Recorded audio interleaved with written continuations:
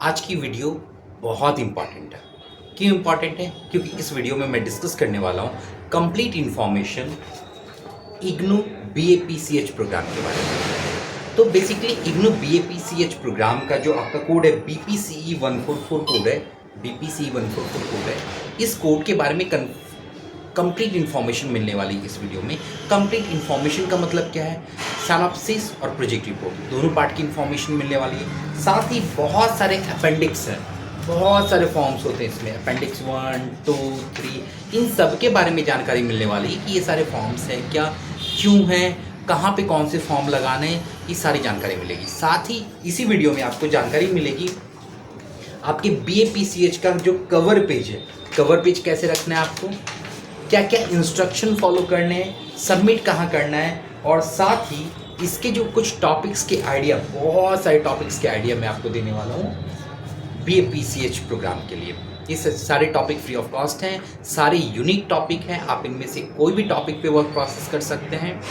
पूरे वीडियो को ध्यान से समझिएगा क्योंकि इस वीडियो के इस प्रोग्राम को समझना ज़रूरी है, क्योंकि इसमें बहुत सारे अपेंडिक्स हैं, है ना। हर फॉर्म का कोई ना कोई मीनिंग है, तो इसको ध्यान से समझिए। स्टार्ट करते हैं। सबसे पहले आपका जो BAPCH प्रोग्राम का है उसका जो कोड है BPCE 144 कोड है। इसमें आपको एक टॉपिक चूज़ करना है, उस टॉपिक को सेलेक्ट कर सकते हैं। सेलेक्ट कहाँ से करेंगे? अगर आपको आपके स्टडी सेंटर कोई टॉपिक प्रोवाइड करा रहे हैं तो उस टॉपिक पे प्रोसेस कर लीजिए। अगर आपको कहीं ऑनलाइन कोई टॉपिक समझ में आ रहा है आपके रिलेटेड प्रोग्राम से, BAPCH से, उसे टॉपिक को सिलेक्ट कर लीजिए। या कोई टॉपिक समझ में नहीं आ रहा है तो हमारे एंड से आपको टॉपिक के सजेशन मिल जाएंगे, सारे यूनिक टॉपिक आप उन पर प्रोसेस कर सकते हैं। सवाल उठता है कि आप सबमिशन किस मोड में करेंगे। मतलब पहले तो लैंग्वेज की मैं बात कर रहा हूँ। इसमें अगर आपने जो अपना मीडियम इंग्लिश रखा है तो आपको सबमिशन इंग्लिश मीडियम में करना है, और अगर आपका मीडियम हिंदी है तो आपको हिंदी मीडियम में करना है। यहाँ तक बातें क्लियर हैं? तो अब समझनी है कि सिनॉप्सिस में क्या क्या फॉर्म्स हैं और कौन कौन सा सीक्वेंस रखना है। तो आपको जो मैं फॉर्म दिखा दूँ, पहले मैं फॉर्म दिखाता हूँ फिर मैं सीक्वेंस की बात करता हूँ, ठीक है ना। फॉर्म में क्या, ये अपेंडिक्स 1, ये सिनॉप्सिस में लगता है। इस पर क्लियरली लिखा है। अगर आपको फॉर्म विजिबल नहीं हो रहा होगा या आपको ये फॉर्म चाहिए होंगे, देखिए विजिबल हो पा रहा है, अभी मैं इसे एक्सप्लेन भी कर दूंगा। या आपको ये फॉर्म चाहिए तो मुझे व्हाट्सअप कीजिएगा, मैं आपको ये फॉर्म भी शेयर कर दूंगा, ठीक है। तो सबसे पहले मैं जो बोल रहा हूँ उसको ध्यान से समझिएगा, आपको सारी बातें समझ में आ जाएंगी। ये अपेंडिक्स 1 फॉर्म है जो कि सिनॉप्सिस में लगता है। इस पे देखिए क्लियरली लिखा है, pro forma for proposal of synopsis of for the digitation, है ना, क्लियर लिखा। तो ये आपको सिनॉप्सिस जब आप बनाएंगे डिजिटेशन का तो उसमें लगाना है। अब मैंने दो वर्ड बोले, पहला वर्ड बोला सिनॉप्सिस, दूसरा वर्ड बोला डिजिटेशन। तो देखिए सिनॉप्सिस और प्रोजेक्ट रिपोर्ट को ही डिजिटेशन आप कह सकते हैं। सिनॉप्सिस क्या है? तो सिनॉप्सिस बेसिकली कुछ कम पेजेस में, लाइक 4, 5, 6, 7 पेजेस में या 10 पेजेस में, कई गाइडलाइन में 14 पेजेस में मेंशन है। तो इतने पेजेस में आप एक सिनॉप्सिस प्रिपेयर करते हैं। सिनॉप्सिस प्रिपेयर करके आप अपने एकेडमिक काउंसलर को सबमिट करते हैं। एकेडमिक काउंसलर आपकी स्टडी सेंटर के टीचर होते हैं। उनको जब आप दिखाते हैं तो वो आपको साइन करेंगे। कहाँ साइन करेंगे? यहाँ पे देखिए है email, enrolment number, course code, ये आपने अपना फिल कर लिया, enrolment number and course code. उसके बाद है name and address of the learner, आपका नेम एंड कंप्लीट एड्रेस आ जाएगा। यहाँ तक क्लियर है? Next phone number, email ID, ये आ गया। रीजनल सेंटर आपका कौन सा है, स्टडी सेंटर कौन सा है, ये आ गया। इसके बाद टाइटल ऑफ डिजिटेशन, यहाँ पे आपने प्रॉपर एक टाइटल मेंशन कर दिया। जो अभी मैं बहुत सारे टॉपिक के आइडियाज़ देने वाला हूँ, वो टॉपिक उनमें से कोई एक टॉपिक ले लीजिएगा, वो टॉपिक मेंशन कर दिया। Signature of the student and date mention कर दिया। इसके बाद ठीक नीचे देखिए अप्रूव्ड, यहाँ पे देखिए signature of academic counsellor mention है। दैट मीन्स ये जो देखिए ये जो प्रोग्राम है ना, ये प्रोग्राम का जो अप्रूवल होता है ये रीजनल सेंटर पे आपको सबमिट करने की जरूरत नहीं पड़ती है। आपके जो भी एकेडमिक काउंसलर है, अगर आपका स्टडी सेंटर पे एकेडमिक काउंसलर अवेलेबल है तो आप उनसे करा सकते हैं। अगर वहाँ नहीं है तब आपको रीजनल सेंटर पे शो करना है ये सारी चीज़ें, ठीक है ना। तो ये प्रॉपर फॉर्म फिल करना है। तो सिनॉप्सिस में पहले आपको कवर पेज लगाना है। कवर पेज कैसे रखते हैं आप? तो कवर पेज ऐसा होना चाहिए, देखना है। यहाँ पे एक सैंपल टॉपिक दिया है सिनॉप्सिस फॉर्मेट को, यहाँ पे एक टॉपिक दे दिया गया है, ठीक है। रिलेशनशिप बिटवीन फॉरगिवनेस समथिंग, एक टॉपिक हो गया। उसके बाद आपके BPCA प्रोग्राम हो गए 144, name, enrolment number, regional centre, guide, ये फील्ड हो गया।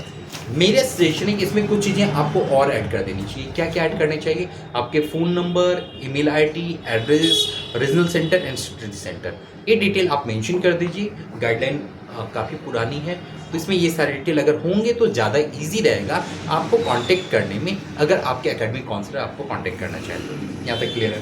तो ये आपका कवर पेज हो गया। कवर पेज के बाद आपको जो सिनॉप्सिस बनाने हैं, बेसिकली ये वीडियो 2 पार्ट में डिवाइडेड है। मतलब फर्स्ट पार्ट में आपको सिनॉप्सिस के बारे में मैं जानकारी दे रहा हूँ, सेकंड पार्ट में मैं रिपोर्ट के बारे में जानकारी दे रहा हूँ। बेसिकली बहुत सारे स्टूडेंट ने क्वेरी की थी, किसी ने क्वेरी की थी कि सिनॉप्सिस कैसा होता है BAPCH प्रोग्राम का, तो और कुछ स्टूडेंट ने क्वेरी की थी कि अगर सिनॉप्सिस अप्रूव हो गया तो अब मैं डिजर्टेशन कैसे बनाऊँ, उसमें क्या क्या कंटेंट रखूँ, कैसे चैप्टराइजेशन रखूँ। तो मैंने एक ही वीडियो में कंप्लीट इन्फॉर्मेशन दे दी है, जिससे कोई भी क्वेरी आपके पास होगी ही नहीं। इस कंप्लीट वीडियो को पॉइंट वाइज एक एक करके समझते हुए देखिए, कहीं आपको समझ ना आए तो दोबारा रिपीट कीजिए, फिर भी समझ में ना आए तो आप मुझे कांटेक्ट कर सकते हैं, ठीक है। तो सिनॉप्सिस में आपको क्या क्या होना चाहिए? तो सिनॉप्सिस में सबसे पहले आपको टाइटल रखना है। तो बात आ रही है टाइटल, तो अभी मैं टाइटल, बहुत सारे टाइटल आपको सजेस्ट करूंगा। टाइटल के बाद जो होगा इंट्रोडक्शन होगा, रिव्यू ऑफ लिटरेचर रखिएगा, रिसर्च मैथोलॉजी रखिएगा और रेशनल ऑफ द स्टडी रखिएगा। कुछ लिमिटेशन पार्ट है, लिमिटेशन पार्ट रख लीजिएगा, बिब्लियोग्राफी रख लीजिएगा। ये सारे कंटेंट होने चाहिए आपकी सिनॉप्सिस में, ठीक है। सिनॉप्सिस कितने पेजेस के होंगे? अप्रॉक्स 8 to 10 पेजेस का रखिए। 14 पेज का भी हो गया। टॉपिक टू टॉपिक सिनॉप्सिस के नंबर ऑफ पेजेस बढ़ सकते हैं या कम भी हो सकते हैं, ओके। बस उसके कंटेंट कंप्लीट होने चाहिए। ये सारे टॉपिक यूनिक होने चाहिए, किसी से मैच नहीं होना चाहिए, कंटेंट किसी से मैच नहीं होना चाहिए, तभी जाके आपका अप्रूव होता है सिनॉप्सिस। क्लियर है यहाँ तक? सिनॉप्सिस जब आप बना लेंगे तो सिनॉप्सिस के बाद जो पहला फॉर्म था वो था अपेंडिक्स 1। ये फॉर्म को आपको लगाना है, ठीक है। अपेंडिक्स 1 लगाने के बाद सेकेंड अपेंडिक्स होता है consent letter of the academic counsellor. ये अगर आपको ये फॉर्म चाहिए तो मुझे व्हाट्सएप कीजिएगा, मैं आपको भेज दूंगा। ये जो फॉर्म है ये डिजिटेशन में लगेगा। अब मैं रिपोर्ट वाले पार्ट में इन करने वाला हूँ, तो ये जो फॉर्म है डिजिटेशन में लगेगा, ठीक है। और एक और फॉर्म है रेफरेंस लेटर के फॉर्म, आप देख पा रहे हैं? देख पा रहे हैं? अपेंडिक्स 3 है format for reference letter for data collection as well as literature review. अगर आप अपना रिसर्च किसी लाइब्रेरी में कर रहे हैं, किसी इंस्टीट्यूट में कर रहे हैं या किसी ऑर्गेनाइजेशन में कर रहे हैं, तो आपको एंटर करने के लिए ये फॉर्म चाहिए होगा। अगेन ये फॉर्म उतना कंपलसरी नहीं है, क्योंकि डाटा कलेक्शन आप किसी भी इंस्टीट्यूशन में अगर विदाउट परमिशन आपको एंट्री मिल जा रही है तो ये लेटर की ज़रूरत नहीं है। लेकिन कई बड़ी ऑर्गेनाइजेशन हो सकती है जहाँ पे आपको डायरेक्ट एंट्री ना मिले, तो आप वहाँ पे ये लेटर अपने एकेडमिक काउंसलर से साइन करा के लेके जाइएगा कि मैं आपके ऑर्गेनाइजेशन पे एक रिसर्च करना चाहता हूँ या चाहती हूँ, ठीक है। ये हो गए आपके अपेंडिक्स 3। इसमें आप रेफरेंस लेटर है, बेसिकली ये आप परमिशन ले रहे हैं कि आप उस पार्टिकुलर ऑर्गेनाइजेशन पे रिसर्च कर रहे हैं। ये फॉर्म बहुत इंपॉर्टेंट है, सर्टिफिकेट ऑफ पॉसिबिलिटी। ये जो फॉर्म है ये आपके प्रोजेक्ट रिपोर्ट यानी डिजर्टेशन में लगेगा, ओके। कौन से प्रोग्राम में? BAPCH प्रोग्राम में। ये एक्नॉलेजमेंट फॉर्म है, ये भी आपको लगाना है अपने डिजर्टेशन में। और क्या है? कुछ स्कीम है। स्कीम क्या है? तो आपके जो डिजिटेशन होने वाले हैं तो उसमें मार्किंग कैसे मिलने वाली है वो ये मेंशन है। जैसे आप जो सिनॉप्सिस बनाएंगे या डिजिटेशन बनाएंगे उसमें आपको मार्क्स मिलने वाले हैं ना, तो ये टोटल 100 मार्क्स मिलेंगे एज पर द गाइडलाइन। अब इस 100 मार्क्स को कैसे डिस्ट्रीब्यूट किया गया है वो समझिए। आप चाहे तो वीडियो को पॉज करके देख भी सकते हैं, अदरवाइज आप समझिए introduction and review of literature में आपके 15 मार्क्स मिलने वाले हैं। ये मार्क्स समझना क्यों ज़रूरी है? क्योंकि इसी बेसिस पे आपकी ग्रेडिंग कितनी अच्छी होने वाली है इस प्रोग्राम में, BAPCH प्रोग्राम में, वो डिसाइड होगा। रेशनल ऑफ द स्टडी पे 5 मार्क्स हैं, मैथोलॉजी पे 20 मार्क्स हैं, यानी अगर आपने प्रॉपर मैथोलॉजी सेक्शन लिखा तो 20 मार्क्स मिल गया आपको। रिजल्ट डिस्कशन एंड कंक्लूजन पे 20 मार्क्स हैं, implication, future suggestion and limitation पे 5 मार्क्स हैं, रेफरेंसेस पे 5 मार्क्स हैं। रेफरेंसेस APA स्टाइल में होने चाहिए। और इस प्रोग्राम में एक्चुअल में वाइवा भी होता है, तो वाइवा के 30 मार्क्स हैं, ठीक है। कुल मिला के आपको 40+ मार्क्स लाने होते हैं, तभी आप पास होते हैं। आप जान ही रहे हैं आपके प्रोग्राम में। तो ये आपने मार्किंग सिस्टम समझ लिया। अब ये समझना है कि आप टॉपिक कहाँ से ढूंढें और कैसे ढूंढें। एक और फॉर्म के बच्चों की, मैं अभी सारे फॉर्म के बारे में, अपेंडिक्स के बारे में डिस्कस कर रहा हूँ, तो एक और अपेंडिक्स है, अपेंडिक्स 7 के नाम से होता है रिम्यूनरेशन बिल।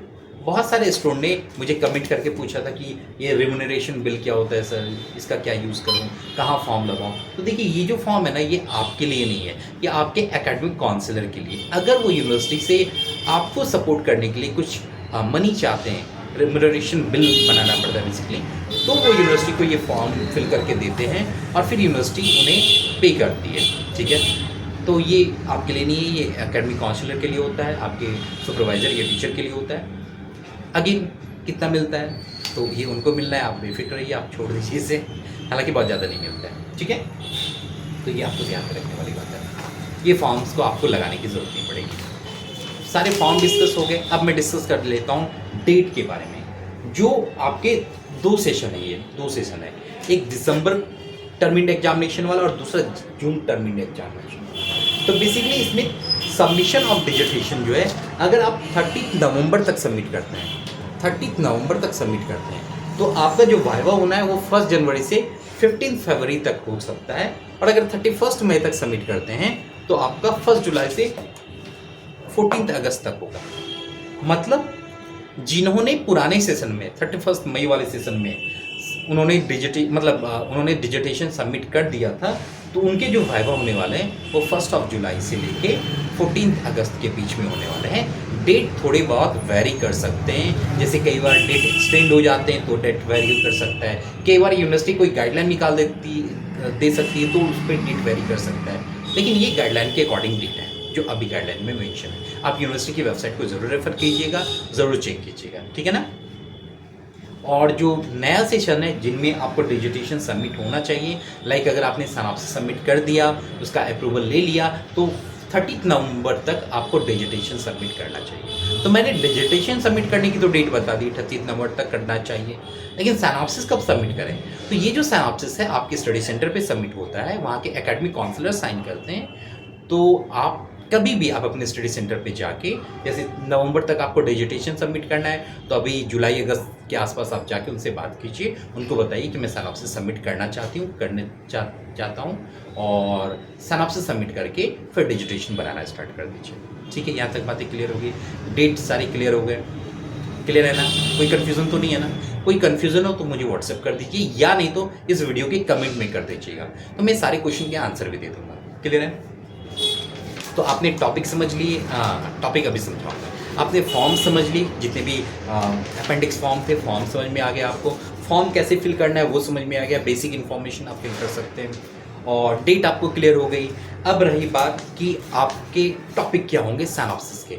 तो सिनॉप्सिस में आपके लिए बहुत सारे मैंने यूनिक टॉपिक कलेक्ट करके रखे हैं, ये सारे यूनिक टॉपिक है, ऑनलाइन कहीं मिलने वाले नहीं हैं आपको। फॉर एग्जाम्पल मैं बोल रहा हूँ, जैसे आपको दिखा भी देता हूँ, इनमें से कोई टॉपिक आप वीडियो को पॉज कर लीजिएगा और टॉपिक नोट भी कर सकते हैं, ठीक है, या मैं बोल भी देता हूँ। जनरल काउंसलिंग थीम्स वाले टॉपिक, अब यहाँ पे मैंने कुछ थीम यूज़ किए, जैसे जनरली काउंसलिंग वाले, अगर आपको इंटरेस्ट काउंसलिंग में ज़्यादा है तो वहाँ पे क्या टॉपिक हो सकता है आपका, effectiveness of counselling in managing academic stress among college student, ये टॉपिक किया जा सकता है। या फिर role of counselling in enhancing self esteem, आप बेसिकली क्या कर रहे हैं, रिसर्च कर रहे हैं ना, तो सेल्फ स्टीम अमॉन्ग एडोलेसेंट, तो बच्चों पे कैसे सेल्फ स्टीम बढ़े उस पर आप रिसर्च कर सकते हैं।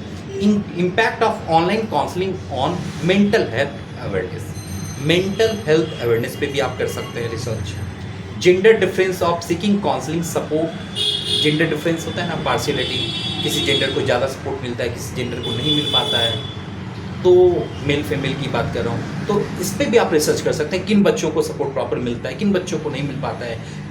तो ये दोनों ही जेंडर पे भी किए जा सकते हैं और उनके इकोनॉमिकल बैकग्राउंड पे भी किए जा सकते हैं रिसर्च, क्लियर है।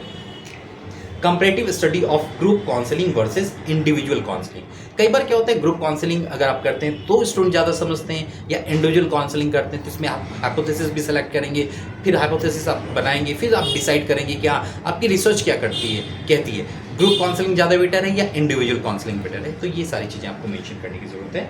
Role of school counsellors in reducing exam fear, exam fear का बहुत फोबिया है, तो इस पर भी आप काउंसलिंग कर सकते हैं, अपने स्टूडेंट्स को बता सकते हैं। ये सारे डिफरेंट टॉपिक हैं, तो कोई भी कन्फ्यूज़न है टॉपिक में आप मुझे व्हाट्सएप कीजिएगा, या पिंक कीजिएगा, मैं आपको कुछ टॉपिक सजेस्ट कर दूंगा। और अभी भी मैं सजेस्ट कर ही रहा बहुत सारे टॉपिक। इनको भी आप अगर वीडियो को पॉज कर करके चाहे तो मेरी वॉइस को नोट कर सकते हैं, या नहीं तो मैं जब स्क्रीन दिखाऊँ तो उसे नोट कर सकते हैं, ठीक है ना। चलिए नेक्स्ट टॉपिक है, कुछ नेट टॉपिक के सजेशन है ये। Effectiveness of counselling in कॉपिंग with parental divorce. कई बार पेरेंटल डाइवोर्स हो जाता है तो उसकी वजह से जो बच्चों के ऊपर क्या बीतता है उसकी फिर कैसे काउंसलिंग की जा सकती है, ये टॉपिक इससे रिलेटेड हो सकता है। Perception of counselling among rural versus urban youth. कई बार होता है ना, हम काउंसलिंग करते हैं, एक रूरल बच्चों को काउंसलिंग करते हैं, एक अर्बन बच्चों पे काउंसलिंग करते हैं, तो दोनों को लेने का जो तरीका होता है ना वो डिफरेंट होता है, तो उस पर भी रिसर्च किया जा सकता है। Impact of pre marital counselling on marital satisfaction, तो शादी के पहले और शादी के बाद इस पर भी काउंसलिंग कर सकते हैं आप। Role of counselling in career decision लेने में आप काउंसलिंग कर सकते हैं। Making among senior secondary students, जैसे 10-12 पास करके स्टूडेंट आ रहे हैं, वो कैरियर डिसाइड कैसे करें, इस पर प्रॉपर रिसर्च किया जा सकता है, तो इस पर आपको रिसर्च करना चाहिए। अगर आपका theme mental health and therapy से रिलेटेड है, अगर आपका इंटरेस्ट मेंटल हेल्थ है, तो उस पर क्या होगा topic, effectiveness of cognitive behavioural therapy, CBT पे आप काउंसलिंग कर सकते हैं। मैनेजिंग स्टूडेंट्स के बारे में हो सकता है, डिप्रेशन को कैसे मैनेज कर सकते हैं ये आप हो सकता है। Counselling as a tool in managing depression, ये एक टॉपिक रखा जा सकता है। The role of counselling in substance abuse rehabilitation, इस पे रख सकते हैं आप। माइंडफुलनेस बेस्ड काउंसलिंग पे आप कर सकते हैं research. The impact of art therapy in counselling, कई बार होता है ना आर्ट के थ्रू हम बच्चों की काउंसलिंग करते हैं। जैसे आपने देखा होगा वो एक मूवी तारी जमी पे, तो उसमें देखा था उसमें आर्ट वर्क पे वो बहुत अच्छा वर्क कर रहा था, तो ऐसी भी कई सारे काउंसलिंग वो आप कर सकते हैं, ठीक है। कुछ टॉपिक के आइडियाज़ आपको मिल गए होंगे, कुछ और सेक्शंस में इसमें बता दूँ आपको। लाइक आपका टॉपिक अगर family educational and academic counselling से अगर है तो इसके कुछ टॉपिक हो सकते हैं, ये है कुछ topic. Impact of academic counselling on student performance in distance education, ये टॉपिक बहुत अच्छा है, इस पर आप रख सकते हैं, यूनिक टॉपिक है सारे। Counselling needs of first generation learners in higher education, ये टॉपिक हो सकता है। Role of career counselling in enhancing employability among undergraduate students. अब सवाल आपका ये हो सकता है कि सर आप इतने सारे जो टॉपिक बता रहे हैं, या आप कह रहे हैं कि मैं व्हाट्सएप करके आपको बता दूंगा टॉपिक, आप मुझे कमेंट में क्यों नहीं लिख देते सारे टॉपिक।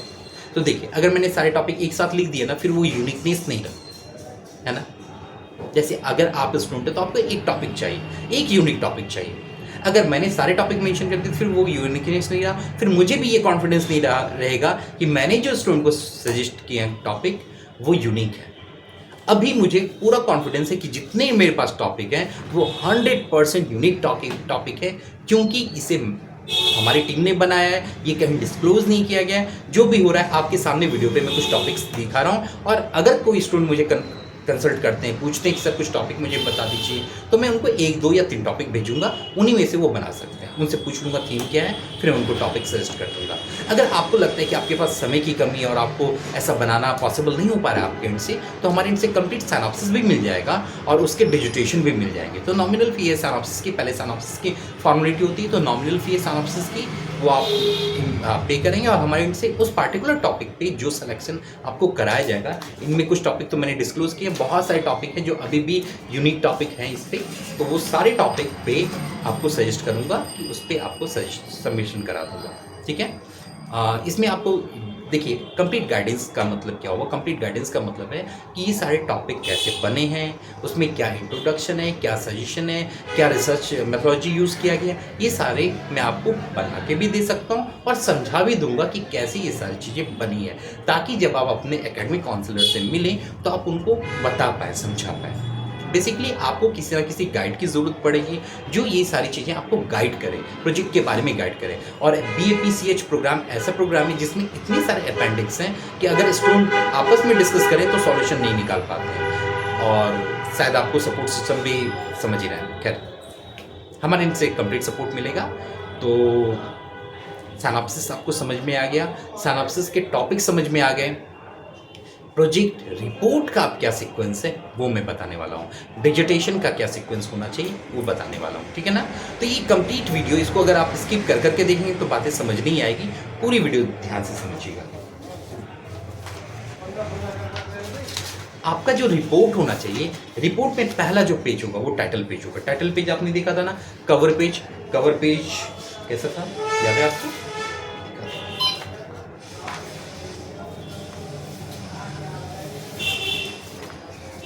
ये आपका कवर पेज था, ठीक है ना। तो यहाँ पे सिनॉप्सिस की जगह पे इस जगह आपको डिजिटेशन लिखना है, क्लियर है। अगर ये पेज चाहिए तो आप मुझे व्हाट्सएप कीजिएगा, मैं आपको भेज भी दूंगा, okay, free of cost. Next, report. Report में पहला टाइटल पेज होना चाहिए, क्लियर है। टाइटल पेज बना लिया आपने, उसके टाइटल सजेस्ट कर लिए, ठीक है। टाइटल कौन सा हो, जिसपे आपने सिनॉप्सिस अप्रूव कराए थे अपने एकेडमिक काउंसलर से, ओके। नेक्स्ट क्या होगा, सर्टिफिकेट ऑफ ऑर्डिनिटी। आपने अगर अपेंडिक्स फॉर्म को ध्यान से देखा होगा, ये पहला फॉर्म था सिनॉप्सिस के लिए, और इस अब मैं डिजिटेशन की बात कर रहा हूँ ना, प्रोजेक्ट रिपोर्ट डिजिटेशन दोनों सेम है, कंफ्यूज नहीं होइएगा। कॉन्सेंट लेटर आप डिजिटेशन में लगाएंगे, और एक सर्टिफिकेट ऑफ ऑर्डिनिटी लगाएंगे, एक्नॉलेजमेंट भी लगाएंगे, ये है एक्नॉलेजमेंट, और ये है सर्टिफिकेट ऑफ ऑर्डिनिटी। तो कौन किसका क्या सीक्वेंस होना चाहिए, तो पहला हो जाएगा आपका सर्टिफिकेट ऑफ ऑर्डिनिटी, मतलब टाइटल पेज, कवर पेज, उसके बाद सर्टिफिकेट ऑफ ऑर्डिनिटी लगा दीजिएगा, कॉन्सेंट लेटर लगा दीजिएगा, फिर एक्नॉलेजमेंट लगा दीजिएगा, फिर टेबल ऑफ कंटेंट्स लगा दीजिएगा। टेबल ऑफ कंटेंट्स लगाने के बाद आपको पूरा का पूरा वो सिनॉप्सिस लगाना है जिस पे आपने एकेडमिक काउंसलर से अप्रूवल लिया था। लाइक जिस स्टूडेंट ने क्वेरी की थी ना, अभी मैं उनको पिंग भी कर दूंगा, ये वीडियो आपके लिए रेडी है, अब आप चाहें तो अपने सारे डाउट्स क्लियर कर सकते हैं इस वीडियो के थ्रू। तो उसमें आपको जो अप्रूव सिनॉप्सिस आपका आ चुका था ना, वो अप्रूव सिनॉप्सिस यहाँ लगा दीजिएगा, समझ रहे हैं ना, ठीक है। उसके बाद अब रिपोर्ट की बात हो रही है, अब डिजिट सिनॉप्सिस के बाद फिर रिपोर्ट डिजिटेशन का पार्ट आ जाएगा।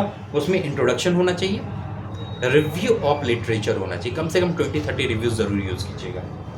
रेशनल ऑफ द स्टडी होना चाहिए, मेथोलॉजी होना चाहिए, ठीक है, मेथोलॉजी रहेगा। उसके बाद प्रॉब्लम एंड ऑब्जेक्टिव क्या है, आपने क्या प्रॉब्लम डिफाइन किया है, आपने जो टॉपिक सेलेक्ट किया उसमें क्या प्रॉब्लम था, क्या प्रॉब्लम स्टेटमेंट था, उसका क्या ऑब्जेक्टिव था, क्या हाइपोथेसिस रखा था आपने, ऑपरेशनल डिफिनेशन क्या क्या थे, सैंपल कितने सैंपल साइज पे आप काम कर रहे हैं, लाइक आपका सैंपल साइज 100 हो सकता है, कौन से एरिया पे या किस स्कूल किस ऑर्गेनाइजेशन पे आप रिसर्च कर रहे हैं, उस ऑर्गेनाइजेशन का नेम भी आप मेंशन कर सकते हैं। रिसर्च डिज़ाइन बनाएंगे, टेस्ट और टूल्स जरूर मेंशन करेंगे, कौन कौन से टेस्ट आप इस पर यूज़ करने वाले हैं, ठीक है ना, बातें क्लियर हो रही है।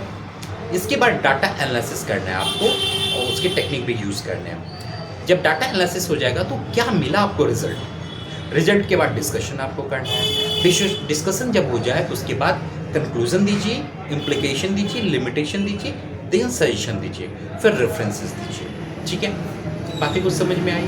अगर मैं एक एग्जांपल के लिए समझाऊँ, मान लीजिए एक टॉपिक है, मैं इस पर एक्सप्लेन करता हूँ, impact of academic counselling on student performance in distance education. ये टॉपिक है, आप कोई टॉपिक पसंद आए तो आप मुझे टॉपिक नंबर बता दीजिएगा अगर आपको यहाँ विजिबल हो रहा है तो, ठीक है। Impact of academic counselling on student performance in distance education. अब ये टॉपिक पे आपने सिनॉप्सिस बना लिया, तो इसमें जो सैंपल साइज होगा, मान लीजिए आप एकेडमिक काउंसलिंग स्टूडेंट परफॉर्मेंस देखना चाह रहे हैं, तो सैंपल साइज आपका हो सकता है 100, जिसमें से 50 मेल हो सकते हैं, 50 फीमेल हो सकते हैं, मतलब गर्ल्स स्टूडेंट और बॉयज स्टूडेंट दोनों हो सकता है। इसके बाद एजुकेशन, आपका सैंपल एरिया क्या हो सकता है, मान लीजिए आप हिमाचल से हैं, शिमला से हैं, तो आपका सैंपल एरिया शिमला हो सकता है। वहाँ के कोई स्कूल का नाम ले लीजिएगा तो आपका लोकेशन हो गया, रिसर्च लोकेशन हो गया, लोकल ऑफ द स्टडी कहेंगे बेसिकली आप, क्लियर है। तो इस तरह से आपको अपनी डिजिटेशन तैयार करनी है। आई होप सारी इन्फॉर्मेशन आपको समझ में आ गई होगी। डिजिटेशन को चैप्टर्स में लिखा जाता है हमेशा। कैसे लिखना है आपको, चैप्टर 1 में इंट्रोडक्शन पार्ट रख लीजिएगा, चैप्टर 2 में रिव्यू ऑफ लिटरेचर पार्ट रख दीजिएगा, चैप्टर 3 में रिसर्च मैथोलॉजी रख दीजिएगा, ठीक है ना, या चैप्टर 3 में रेशनल ऑफ स्टडी रख दीजिएगा, तो चैप्टर 4 में मैथोलॉजी पार्ट रख सकते हैं, चैप्टर 5 में रिजल्ट एंड डिस्कशन रख सकते हैं, चैप्टर 6 में कंक्लूजन एंड इम्प्लीकेशन रख सकते हैं, चैप्टर 7 में डिलिमिनेशन या लिमिटेशन जिसे कहते हैं आप वो रख सकते हैं, या फ्यूचर सजेशन रख सकते हैं। और चैप्टर 8 में रेफरेंसेस एंड अपेंडिक्स रख सकते हैं। अपेंडिक्स मतलब वो सारे फॉर्म, यहाँ पे वो फॉर्म की बात नहीं कर रहा हूँ, इस अपेंडिक्स की बात नहीं कर रहा हूँ, ये तो फॉर्म आप आगे लगाते हैं। लास्ट में आप अगर कुछ डाटा कलेक्ट करते हैं, कुछ सैंपल कलेक्ट करते हैं, लाइक आपने कुछ क्वेश्चनरीज बनाए होंगे, कुछ क्वेश्चनरीज आपने फिल कराया अपने जहाँ पे आपने रिसर्च किया उन स्टोर से, तो वो आप सबसे लास्ट में लगा सकते हैं, ठीक है ना, अपेंडिसेस में। तो ये प्रॉपर सीक्वेंस होता है आपका। अब रही बात सबमिशन कैसे होगा, तो जो सिनॉप्सिस सबमिशन है वो स्पाइरल बाइंडिंग में आप कर सकते हैं। अगर बहुत कम पेजेस हैं तो स्टेपल भी करके दे सकते हैं, पर डिपेंड्स करता है कि आपके एकेडमिक काउंसलर स्टेपल लेंगे या नहीं लेंगे। तो रिस्क क्या लेने का, आप सिंपल क्या कीजिएगा, उसको स्पाइरल बाइंडिंग कीजिएगा और सबमिट कर दीजिएगा अपने एकेडमिक काउंसलर को सिनॉप्सिस। डिजिटेशन जो सबमिशन होगा, डिजिटेशन आप सबमिट करते हैं किस फॉर्म में, तो हार्ड बाइंडिंग के फॉर्म में आपको सबमिट करना चाहिए। पर आपके गाइडलाइन में इस प्रोग्राम में लिखा हुआ है स्पाइरल बाइंडिंग भी ऑल्सो एक्सेप्टेड। सो आप इस प्रोग्राम में BAPCH प्रोग्राम की बात कर रहा हूँ, इसमें एज पर द गाइडलाइन, जो मेरे पास गाइडलाइन है या जो अभी अपडेटेड वेबसाइट पे गाइडलाइन है, उसमें लिखा है स्पाइरल बाइंडिंग भी करना चाहिए। फिर भी आपको सजेशन है हमेशा डिजिटेशन आपको हार्ड बाइंडिंग फॉर्म में सबमिट करना चाहिए और सिनॉप्सिस आपको स्पाइरल बाइंडिंग फॉर्म में सबमिट करना चाहिए। इस वीडियो में आई थिंक मैंने आपको सारी इन्फॉर्मेशन दे दी है, मैंने आपको इन्फॉर्मेशन दे दिया। एक बार कंक्लूड कर देता हूँ वीडियो को। मैंने आपको टाइटल के सजेशन दे दिए, सारे अपेंडिक्स और फॉर्म की बातें मैंने बता दी, कौन से फॉर्म सिनॉप्सिस में लगेंगे, like synopsis perform form synopsis में लगेंगे, बाकी फॉर्म रिपोर्ट में लगते हैं, जो मैंने 4-5 फॉर्म दिखाए थे। वीडियो को पीछे करके देख लीजिएगा। फॉर्म के बाद मैंने कुछ टॉपिक के सजेशन भी आपको दे दिए, उन टॉपिक में से कोई भी टॉपिक चूज़ कर सकते हैं। अगर आपको टॉपिक समझ में आ रहा है पर आपको लग रहा है कि मैं नहीं बना पा रहा हूँ या पा रही हूँ, तो आप हमारे एंड से भी सिनॉप्सिस ले सकते हैं। हमारे एंड से प्रॉपर रिसर्च करके आपको सिनॉप्सिस दे दीजिएगा और नॉमिनल फ़ी होगी उसकी। और अगर आपको ये सारे फॉर्म्स चाहिए, फ्री ऑफ कॉस्ट फॉर्म मिल जाएंगे, कोई सजेशन चाहिए, फ्री ऑफ कॉस्ट सजेशन मिल जाएंगे। अगेन सबसे बड़ी बात है, जो सबसे कंफ्यूजिंग बात होती है, कौन से अपेंडिक्स कहाँ लगाएं, तो इसके लिए मैंने इस वीडियो में कंप्लीट इन्फॉर्मेशन भी दे दी है। इन केस अगर आपकी रेफरेंस में कोई फ्रेंड है जिनको कोई कन्फ्यूज़न हो रही है इस प्रोग्राम के लिए, तो ये वीडियो फॉरवर्ड कर दीजिए उनको, उनकी आई थिंक सारे डाउट्स क्लियर हो जाने चाहिए। फिर भी अगर कोई डाउट्स आपको बच रहे हैं, आपके कोई डाउट्स रह रहे हैं, तो आप मुझे व्हाट्सएप भी कर सकते हैं या डायरेक्ट इस वीडियो के कमेंट में अपने डाउट्स लिख दीजिए, मैं उसके आंसर दे दूँगा, ठीक है ना। इससे जिनको भी कोई कन्फ्यूज़न होगा उनको भी आंसर मिल जाएंगे। तो अभी सबमिशन की डेडलाइन अभी चल रही है, तो आपको 30 नवंबर तक डिजिटेशन सबमिट करना है। इस सेशन में अभी जुलाई चल रहा है, तो जुलाई अगस्त के आसपास आप अपने एकेडमिक काउंसलर से बात करके या उनको सिनॉप्सिस ले जाके उस पर अप्रूवल ले सकते हैं और फिर डिजिटेशन नवंबर तक, ये आपका डेडलाइन है बेसिकली, सबमिट कर सकते हैं, ठीक है। जब आपका अभी सबमिशन होगा तो वाइवा 1 जनवरी से 15 फेब के बीच में होंगे। डेट वेरी कर सकता है, थोड़े बाद एक्सटेंड हो जाता है कभी डेट, तो इसके लिए आप अपनी मेन वेबसाइट, जो इग्नू की मेन वेबसाइट है, उसको ज़रूर रेफ़र कीजिए, वहाँ पे चेक कर सकते हैं डेट वगैरह, ठीक है। फिर भी कोई क्वेरी हो तो आप हमें कांटेक्ट कर सकते हैं, ठीक है। ओके, तो वीडियो को एंड करूँ। All the best, happy learning.